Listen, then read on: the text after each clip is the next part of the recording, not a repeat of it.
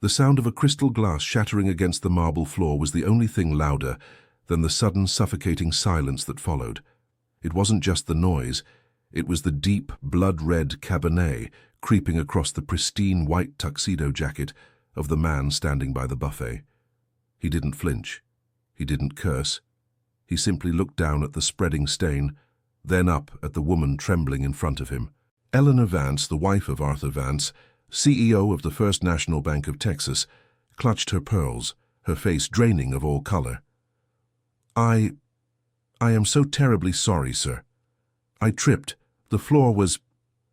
The man, short but possessing an intensity that felt like a physical weight, wiped a drop of wine from his chin with a slow, rhythmic motion. His eyes weren't angry. They were calculating. He looked at Eleanor, then shifted his gaze to Arthur Vance, who had hurried over, puffing out his chest with the misplaced confidence of a man who owned the town. "Do you have any idea how much that suit costs, young man?" Arthur barked, reaching for his wallet as if paper could fix the insult. "Give me your name. I'll send my assistant with the cash for a new one tomorrow." The man smiled. It was a thin, razor-sharp expression that didn't reach his eyes. "The name is Clyde," he whispered, his voice a low, gravelly rasp that cut through the jazz music. "And don't worry about the money, Mr. Vance. I think I know exactly where to find it." To the high society crowd, it was just a clumsy accident at a charity gala. But for Clyde Barrow, standing in a room filled with the scent of expensive cigars and nervous sweat, it was the final green light. He had spent weeks scouting the First National.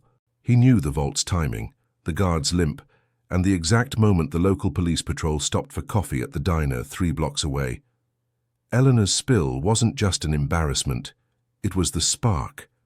Nobody knew it then, until it was too late. Arthur Vance turned back to his conversation, dismissing the drifter with a wave of his hand. He didn't see Clyde exit through the side door, blending into the humid Texas night. Outside, a Ford V8 sat idling, the engine purring like a caged predator.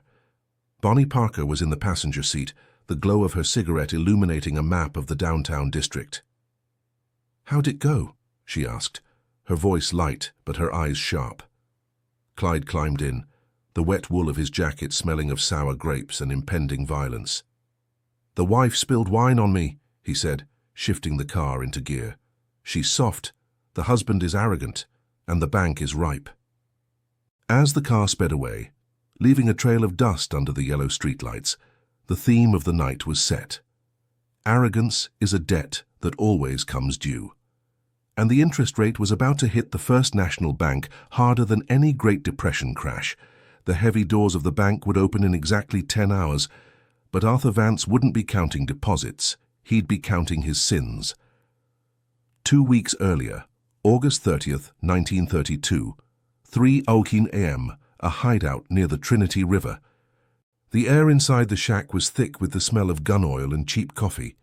Clyde sat at a wooden table, a blueprint of the First National Bank spread out before him. This wasn't a crime of passion, it was a surgical operation. He wasn't just a thief, he was a student of systems. He knew that every bank had a heartbeat, and the First National's heartbeat to the rhythm of Arthur Vance's ego. "Why this one, Clyde?" Bonnie asked, leaning over his shoulder. "It's too hot.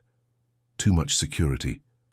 "Security is just a lock that hasn't been picked yet," Clyde replied, tracing the ventilation shaft with a calloused finger. "Vance thinks he's untouchable because he's got the governor in his pocket. He treats his tellers like dirt and his vault like a church. People like that, they get lazy. They trust their own shadow too much."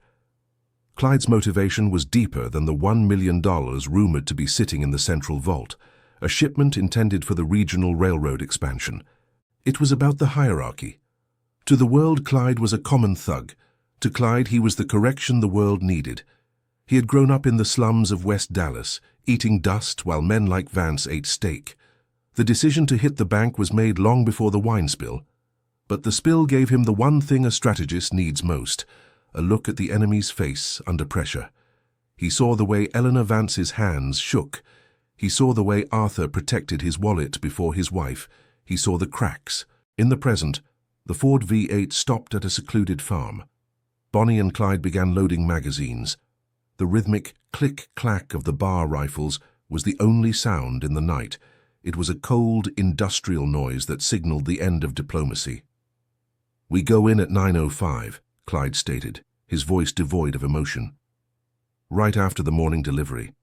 The vault will be open for the audit. The wine is dry, Bonnie. It's time to wash it off." But as he checked his watch, a flicker of a shadow moved near the barn door. A scout or just the wind? In this game, the error wasn't trying, it was thinking the other side wasn't watching back. September 15th, 1932. 8:30 a.m., Main Street, Dallas. The morning mist was clinging to the cobblestones like a shroud. The city was waking up. The clatter of milk bottles, the distant whistle of the train, the smell of fresh bread from the bakery. At the First National Bank, Arthur Vance was adjusting his tie in his private office, feeling the afterglow of last night's gala. He had forgotten all about the man in the stained tuxedo. "Eleanor, darling, stop worrying," he said into the telephone, his voice dripping with condescension. The man was a nobody, probably a waiter's cousin. "The bank is fine. I'm fine." He hung up and looked out his window. Down on the street, a tan Ford V8 pulled into a parking spot directly across from the entrance. He didn't notice the two figures sitting inside, wearing long overcoats despite the rising Texas heat. Inside the car, the air was electric. Clyde checked his pocket watch, 8:58 a.m. He could feel his own pulse in his fingertips. Beside him, Bonnie checked the safety on her pistol. This was the moment where the legend starts, or the story ends. "Remember," Clyde whispered, "no heroes. We take the cash, we take the leverage, and we vanish. The wine was the invitation. This is the party." The bank doors swung open at 9:01 a.m. sharp. The first few customers, a businessman, an elderly woman, a courier, trickled in. The guards, bored and heavy with breakfast, leaned against the marble pillars. 9:04 a.m. The armored truck arrived at the side entrance. The heavy steel doors groaned open to receive the railroad money. This was the window.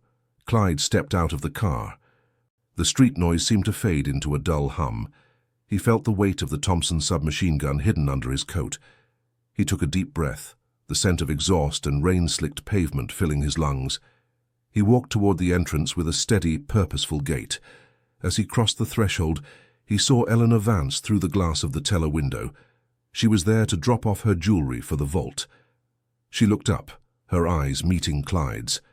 Recognition hit her like a physical blow.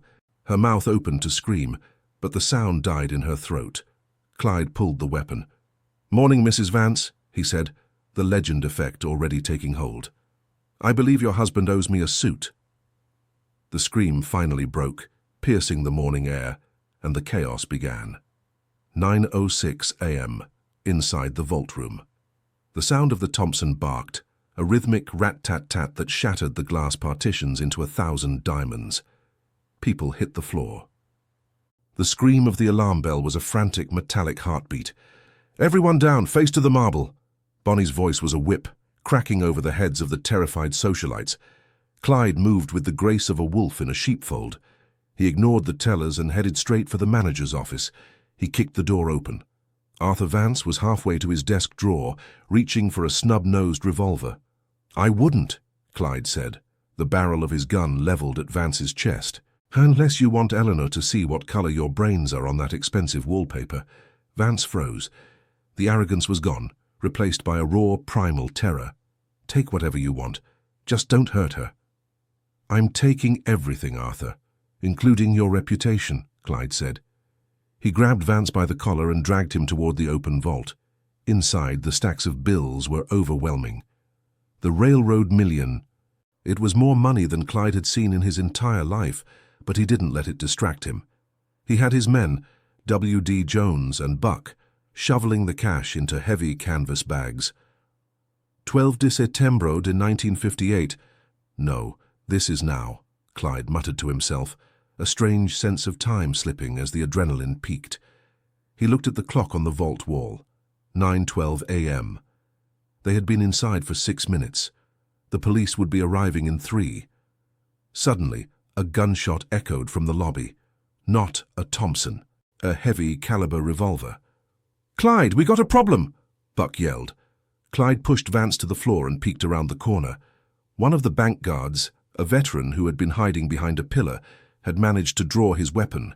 He had a clear shot at Bonnie. The theme of loyalty was tested in a heartbeat. Clyde didn't think, he reacted. He stepped into the line of fire, his Thompson singing a deadly song. The guard went down, but Clyde felt a sharp, hot sting in his shoulder. The white tuxedo jacket from the night before was long gone, but now a real stain, dark, thick and steaming, was blooming on his overcoat. "We're leaving! Now!" Clyde roared. They grabbed the bags, but the weight was immense. They had the million, but the exit was a gauntlet of lead. The legend was bleeding. 9:18 a.m., the streets of Dallas. The Ford V8 roared to life, tires screaming against the asphalt. Bullets from the arriving police cruisers shattered the rear window, showering Bonnie and Clyde with glass shards. Clyde drove with one hand, his left shoulder a numb, throbbing mass of pain. "They're right on us," Bonnie shouted, leaning out the window to return fire. The chase was a blur of grey buildings and terrified pedestrians. Clyde knew these streets like the back of his hand. The alleys, the dead ends, the hidden cut-throughs. He swung the car into a narrow passage behind a warehouse, the metal scraping against brick with a shower of sparks. They emerged 2 blocks away, heading for the outskirts. But the police had radios now. The dragnet was closing. "We need to switch cars," Clyde gasped, his face pale from blood loss. "The Ford is too hot. They'll see the bullet holes from a mile away." They pulled into a quiet residential neighborhood.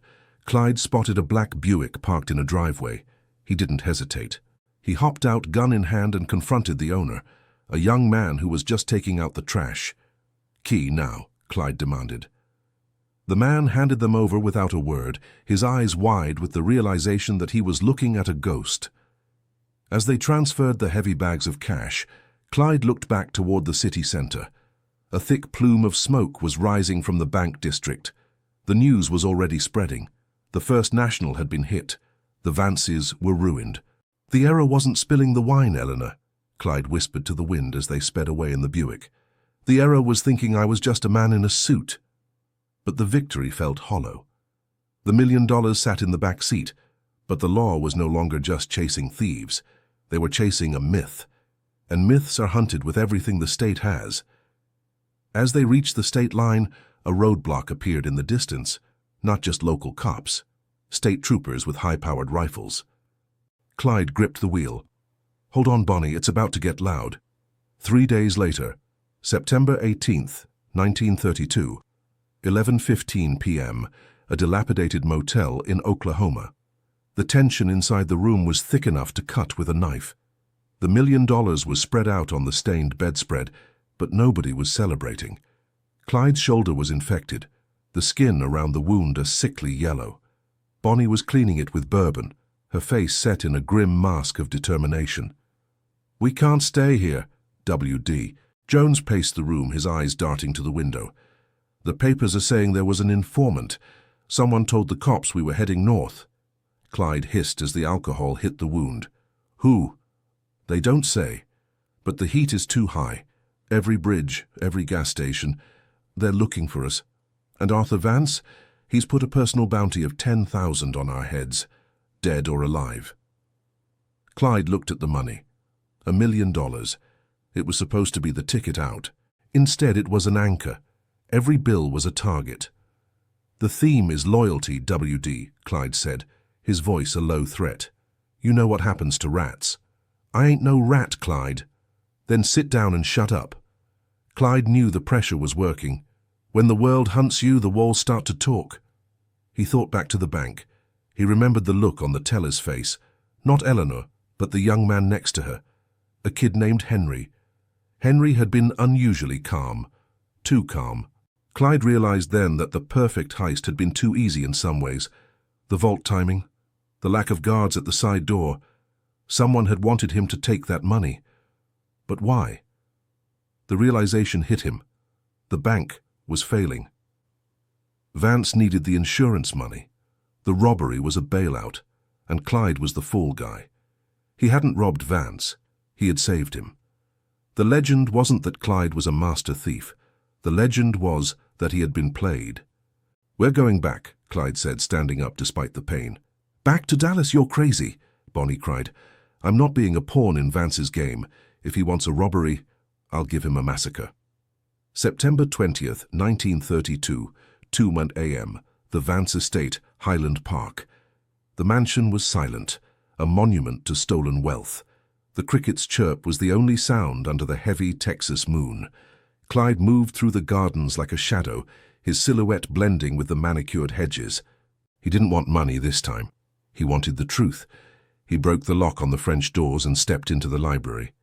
The smell of old paper and expensive brandy greeted him. He waited in the darkness. An hour later, Arthur Vance entered, carrying a glass of water.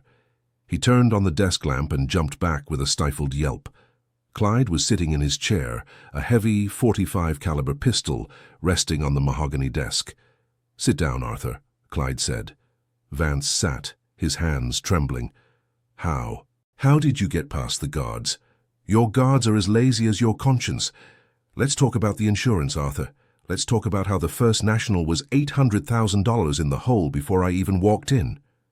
Vance's eyes darted around. "I don't know what you're talking about." Clyde leaned forward, the lamplight catching the scars on his face. "I took $1 million, but the papers say $2 million was lost. Where's the other $1 million, Arthur? Did you tuck it away for a rainy day while the feds chase me?" The silence in the room was deafening. The legend was shifting. Clyde wasn't the villain here. He was just a tool in a much larger crime. "If I go down, you go down," Vance whispered. "I'm already dead, Arthur, but you still have something to lose, your name, your wife's respect, that velvet dress she likes so much." Clyde stood up. He didn't shoot. He did something worse. He took a ledger from the desk, the real books. "I'm taking this, and tomorrow the papers won't be talking about a robbery. They'll be talking about a fraud." As Clyde disappeared into the night, Vance realized the wine stain was never going to come out. It was permanent. September 22nd, 1932, 4:30 p.m., near the Missouri border. The Buick was pushing 80 miles past. The ledger was on the dashboard, a ticking time bomb. Clyde knew that as soon as he leaked the contents, he was a dead man. The banking elite and the crooked politicians wouldn't let him live to see a courtroom. "We're being followed," Bonnie said, looking at the side mirror. "Black sedan, 2 of them." It wasn't the police. These cars were unmarked, no sirens, just men in suits with Tommy guns. The cleaners. Clyde floored it. The chase moved into the winding backroads of the Ozarks. The sound of gunfire erupted, but this was different. These were professionals. They weren't aiming for the tires. They were aiming for the heads. "They don't want the money back, Bonnie. They want the books!" Clyde yelled over the roar of the wind. He took a sharp turn, the Buick sliding on the gravel. He saw a bridge ahead, a narrow wooden structure over a deep ravine. "Decision time," Clyde muttered. He could cross the bridge and try to outrun them, or he could end it here. He saw a dynamite shack used for road construction near the bridge entrance. "WD!" "Grab the ledger, Bonnie, get ready to jump." Clyde slammed the brakes, the car skidding to a halt just before the bridge. He grabbed a crate of dynamite, his shoulder screaming in protest. He wired it to the bridge supports in a frantic blur of motion. The black sedans rounded the corner. Clyde lit the fuse. "Jump!" They dived into the ditch just as the bridge erupted in a fireball of orange and black. The lead sedan couldn't stop in time. It plummeted into the ravine, a scream lost in the roar of the explosion. The second car stopped at the edge. A man stepped out, a man Clyde recognized. Frank Hamer, the legendary ranger. The game just changed. The law wasn't just coming. The wolf had found the scent. September 24th, 1932. 1:02 a.m. A safe house in Louisiana. The legend effect was now a nightmare. The news wasn't about the bank fraud. The headline read, "Barrow Gang Bombs Bridge, 5 Dead." Vance had flipped the script. He used his influence to paint the bridge explosion as an act of domestic terrorism, burying the ledger story under a mountain of propaganda. Clyde sat in the dark, clutching his rifle. He was tired. The $1 million was mostly gone, spent on bribes, cars, and medical supplies. They were down to their last few thousand and a handful of bullets. "It's over, isn't it?" Bonnie asked, her voice small. Clyde looked at her. She was beautiful, even in the dirt and the fear. "It was over the moment she spilled that wine, Bonnie. We just didn't know the price of the dry cleaning." The theme of power was clear. Those who own the ink own the truth.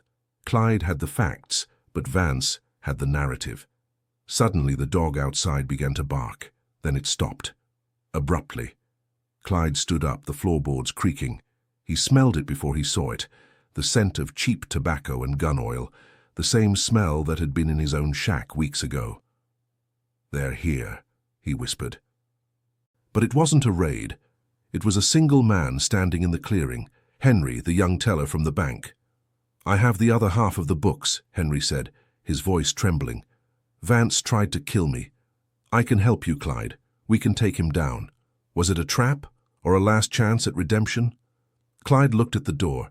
Every instinct told him to shoot, but the legend required one last gamble. September 25th, 1932, 10:02 a.m., Gibbsland, Louisiana. The sun was hot, baking the pine needles on the forest floor. Clyde drove the tan Ford. He had gone back to his favorite model. Henry was in the back seat. They were heading for a meeting with a journalist who promised to print the truth.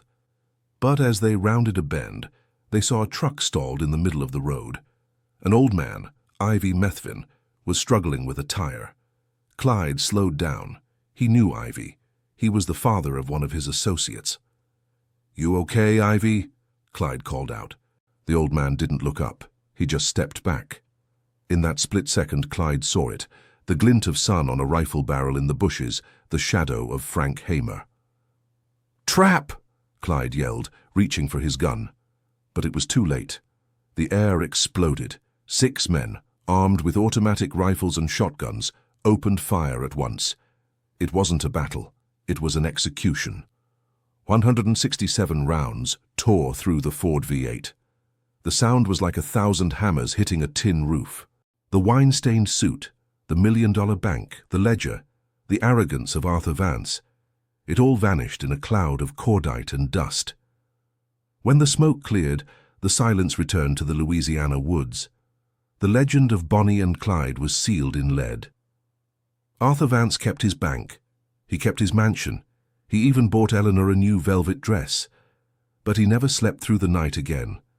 Every time a glass broke or a car backfired, he saw Clyde's eyes. The $1 million was never recovered. Some say it's buried in the Texas mud.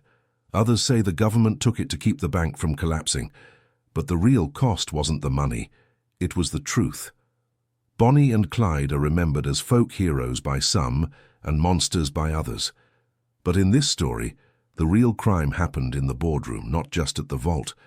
What do you think? Did Clyde deserve what he got, or was he just a product of a corrupt system? Would you have taken the deal with the teller, or kept running?